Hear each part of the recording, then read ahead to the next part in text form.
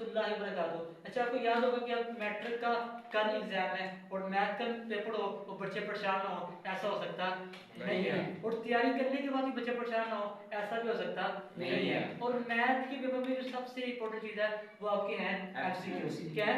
MCQ. क्योंकि अगर आप अक्सर ये कहता हूँ, अगर आपने कितने नंबर के एमसीक्यू आते हैं मास्टर से आपको 15। अगर आपको 15 नंबर के आपको एमसीक्यूज आ रहे हैं और 50 के 50 ठीक हो गया और आपने पूरे साल में थोड़ी सी मेहनत की थी तो आपने 2-3 शॉर्ट भी कर लिया और एक आधा लॉन्ग भी कर लिया तो आप पास तो अभी आप ही होगी हो चुके थे।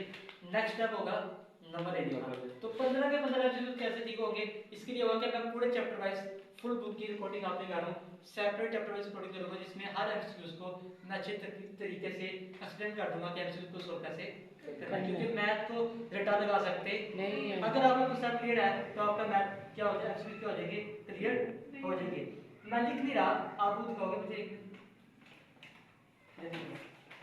अब देखो इसमें जो पहला एमसीक्यू है वो कहता है standard form of quadratic equation is, कहता है क्वाड्रेटिक इक्वेशन की स्टैंडर्ड फॉर्म क्या होती है। जनाब पहले आप कहते हैं ये चार क्वेश्चन दे रहा हूं। पहली बात तो ये कि जब भी आपने एमसीक्यू को सोल्व करना है पहले इसमें आपने बात नोट कर लेनी है कि जनाब से ज्यादा आप लेते कि आपने बात नोट कर लेनी है कि जनाब इसमें रॉन्ग एमसीक्यूज कौन कौन से हैं, वो एमसीक्यूज कौन से हैं जो इसका आंसर बन सकते नहीं है। बात हो गई है इसकी, बात उसने की है, कहता है क्वाड्रेटिक इक्वेशन।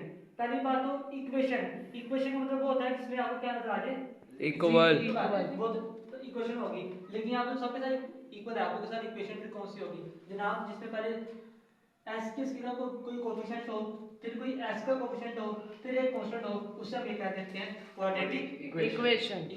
तो इस पे हम क्या लगा देंगे फिर टिक। इसका मतलब ये इसके आंसर हो सकते नहीं है। अब तो सर क्वाड्रेटिक इक्वेशन आपने कही थी, ये तो उसकी जनरल फॉर्म है। आप एक आसान तरीका भी हम बता सकते हैं जनाब। पहले जहां पर आपको एक्स का चमचा नजर आएगा, क्या मैं कहता हूं ऐसे का कोई चमचा नजर आएगा, फिर कोई एक्स का चमचा नजर आएगा, फिर एक कांस्टेंट भी आपको नजर आएगा, उससे आप कह देंगे वो क्या है, क्वाड्रेटिक इक्वेशन। मुझे उम्मीद है पहला एमसीक्यू आपको समझ आ गया।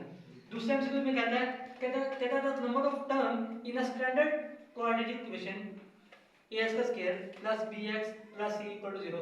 कहते हैं इसमें जो टर्म यूज हो रही है वो टोटल कितनी यूज हो रही है मुझे आपको बताने की जरूरत नहीं है। अगर इसी एमसीक्यू को देखा जाए, इसी एमसीक्यू को देखा जाए, इसमें देखो कितने टर्म है, एक है और एक है, टोटल कितनी टर्म यूज होगी, तीन। यहाँ तीन लगा दूंगा। अच्छा यहाँ मैंने बात की थी जो सेकंड एमसीक्यू है और थर्ड एमसीक्यू है दोनों सेम है, सिर्फ आप कह रहे हो उसकी स्टेटमेंट थोड़ी डिफरेंट है। तो तीसरे एमसीक्यू में कहता है the number of method to solve a quadratic equation. कहता है क्वाड्रेटिक इक्वेशन को सॉल्व करने के कितने मेथड हैं जनाब, तीन मेथड हैं। एक आपने सीखा फैक्टराइजेशन, फिर आपने सीखा कंप्लीटिंग स्केल, क्या सीखा कंप्लीटिंग, लास्ट पे आपने सीखा क्वाड्रेटिक फॉर्मूला। तो कितने फॉर्मूले हो गए, 3।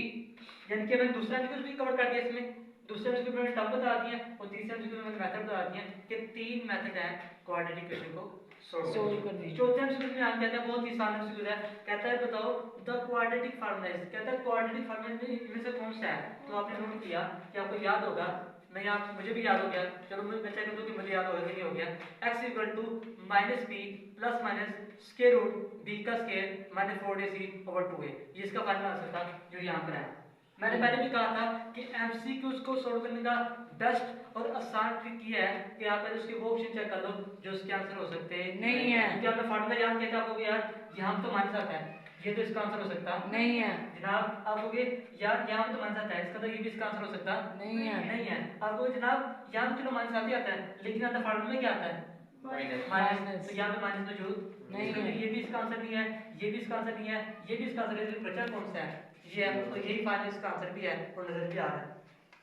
पांचवा एमसीक्यू है, कहता है s का स्क्वायर माइनस का 15x और प्लस 56, कहता है इसको सोल्व करो तो इसका आंसर क्या आएगा। आप चेक कर सकते हो कि जब इसकी फैक्टराइजेशन करोगे 15 के साथ लगवा माइनस, आसान भी किया है तो दोनों का आंसर माइनस में आएगा। आप फैक्टराइजेशन करके चेक कर सकते हो। इसका आंसर मेरे से ये जो लिखा हुआ है s माइनस 7 s माइनस, इसका मतलब है कि इसमें एक तो प्लस का आ सकता नहीं, आप चेक कर लो क्योंकि जब फैक्टराइजेशन करोगे आपको मेरी बात समझ आ जाएगी। ये 5 एमसीक्यूज में समझ आती हैं। नेक्स्ट पार्ट है, पार्ट